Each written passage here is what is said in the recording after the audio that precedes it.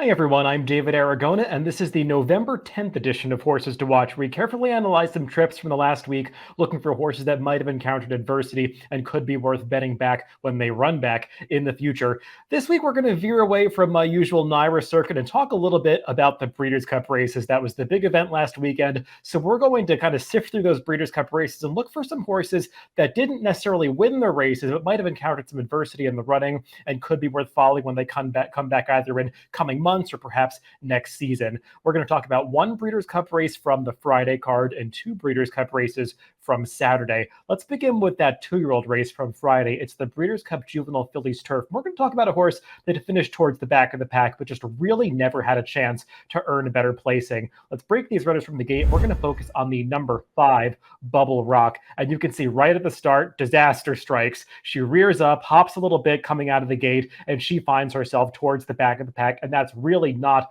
where this filly wanted to be, because this Brad Cox trainee was coming out of sprint races. She had just won the matron going 6 furlongs at Belmont and stretching out around 2 turns to a route distance for the first time. One would have expected that she'd be up close to the pace, potentially even setting the pace on the front end, but she found herself towards the back of the pack, and you can see her in those yellow and brown shortleaf stable stilts, just kind of fighting her rider, Arad Ortiz. She's resenting being so far back in the pack. This is unfamiliar territory for Bubble Rock. Irad does everything that he can to get her close to the rail and save ground, but it's just he's kind of caught between a rock and a hard place because he has to get her to settle towards the back. That's the hand he was dealt by that slow break, but this is also a race where I don't think that she wanted to be coming from this far back given her prior running style. And even here, in the middle of the backstretch, you can see she's still fighting the rider a little bit. Now she's got horses ranging up on her inside and her outside. She's towards the back of the pack, still racing too keenly. She's finding herself in tight quarters as they move around the far turn. And once again here, she gets steadied a little bit, finds herself towards the back of the pack.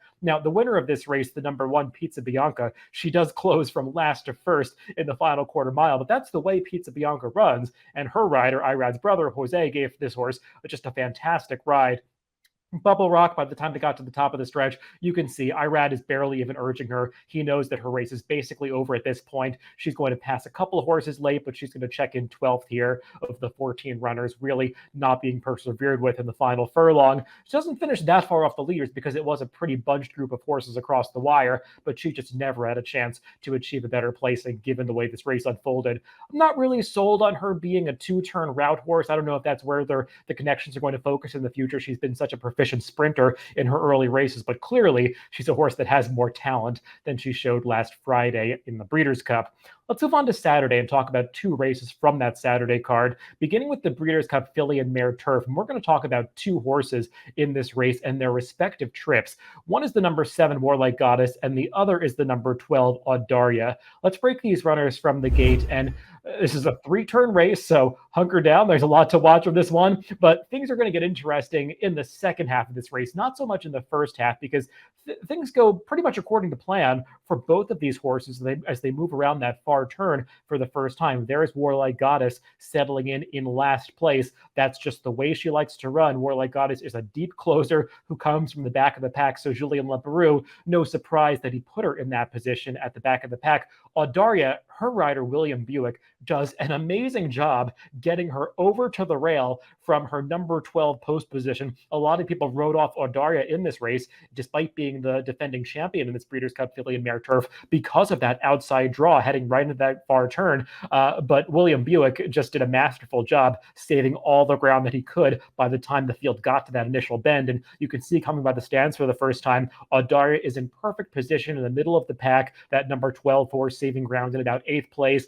And Warlike Goddess, it should be noted, she's also saving plenty of ground. She's just doing it at the back of the pack. Both of these horses have good cover. Things are going according to plan for both of them at this point in the race. Now, it should be noted, the opening fractions of this race, 24, sub 48 for the half, that's on the quick side for this distance, especially compared to the final time. And kind of like the Breeders' Cup Turf later in the day, this Filly and Mare Turf is a race where the pace is going to come apart a little bit. And as they move down the backstretch, you're going to see the field start to compress quite a bit. And part of the reason that's happening is because towards the back of the pack, look at that horse, Warlike Goddess, with the orange saddle towel and the pink and blue silks. She's quickly starting to move past horses on the outside. Julien Lebrew doing what he can to try to get her a little bit closer. But in making this first early move, he basically commits himself to going wide around the far turn. And you can see her here traveling 3 to 4 wide as she's making this early move towards the front end. Whereas Audaria, watch her right here. She's the number 12 horse. William Buick is saving all the ground sitting on the rail, but here the leaders come back, backing up right in her face, and Audaria just gets completely stopped and stymied in traffic. There she is at the back of the pack, just nowhere to go. Meanwhile, Warlike Goddess has slingshot from last to first. She's taken the lead, but she's done so before the field even reaches the 8th pole, potentially a little bit too early, and she's not quite able to hold on. But look at Audaria. Once she finally gets in the clear, she's finishing arguably fastest of all at the end of this race, getting up for 5th, well clear of the horses that also were stopped in traffic with her at the top of the stretch. I think there's an argument that Audaria might have been right there at the finish, if not winning this race, if she had been able to get through when it really counted coming to the quarter pole. But obviously things didn't work out that way. Warlike Goddess, was she best? I think it's hard to say. She did save all that ground early. She probably moved a little bit too soon on the far turn, losing some ground around that one bend. But unfortunately, with a deep closer like Warlike Goddess, that's just kind of the way she has to be ridden. What if Julien Lebrew had tried to ride the rail as William Buick did in Audaria? Warlike Goddess probably would have been off the board. So I don't really know what the better trip would have been for Warlike Goddess. Audaria, William Buick tried to do everything right. She was just unlucky. We'll see what happens with these horses next year. I assume that both are going to race on. I haven't seen reporting on that. Warlike Goddess, I think she'll be a 5-year-old next season. So hopefully we'll see more of her. And Audaria, she's just been rock solid. We've seen her twice in the Breeders' Cup now. Maybe her connections will keep her in training for one more year. Let's close things out with a look at the Breeders' Cup distaff from a bit later in the day on that Saturday card. Let's break these runners from the gate, and we're going to focus on, and also ran in this race, the number 8, She Dares the Devil. Now, no surprise if you've watched this race live and have seen some of the pace figures since then.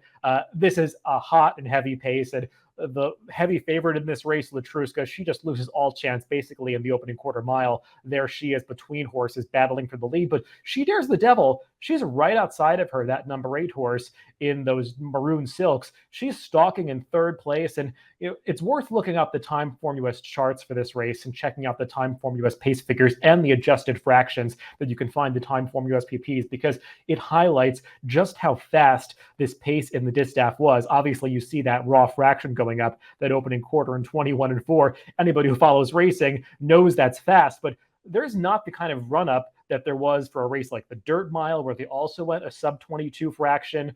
So this pace in the distaff was significantly faster than the pace that Life is Good set that looked similar in the Dirt Mile, and it's way faster than the pace that Knicks Go sent in the Classic. If you look at the adjusted fractions for this distaff compared to the Classic, the leader of this race was going almost 2 seconds faster based on those adjusted fractions in Timeform US than Knicks Go did in the Breeders' Cup Classic. Now, picking these horses up around the half-mile pole, She Dares the Devil is making a move here, but the entire field is making a move after these leaders because they're about to collapse. But credit to She Dares the Devil, because whereas Latruska is getting eased out of the race, the number 1 Private Mission's getting eased out of the race after setting the pace, the only one that actually tries to battle on and go with these closers who have just swallowed up the early leaders is that horse that's being highlighted down on the rail, She Dares the Devil. Now, Florent True, he's persevering with her a little bit more than other riders like Arad Ortiz on Latruska did. She just got eased. But She Dares the Devil, she's not stopping. She's still running through the wire. She's trying hard to stick with these closers, but she just exerted herself so much more than they did in the opening stages. I actually think She Dares the Devil ran really well to be 6th in this race, only losing by 6.5 lengths. She finished well over 10 lengths clear of all of the other horses that were involved in that pace. I think she finished 26 lengths in front of Latruska, who will be the champion in this division. Now, She Dares the Devil did sell at the breeding stock sale at Keeneland just last night, actually, as I record this on Wednesday afternoon. She sold for $5 million, but reporting is that she's going to stay in training next year as a 5-year-old with Brad Cox. So we'll get to see her again, and I think we will get to bet She Dares the Devil back off this deceptively strong performance in the Breeders' Cup distaff. So that's the Breeders' Cup edition of Horses to Watch. If you want to follow these horses in the future, where they run back, you can add them to your watch mail on DRF.com. You can get email notifications when these horses run back in the future. Thanks for tuning in this week, and make sure to catch future episodes of Horses to Watch on upcoming Wednesdays.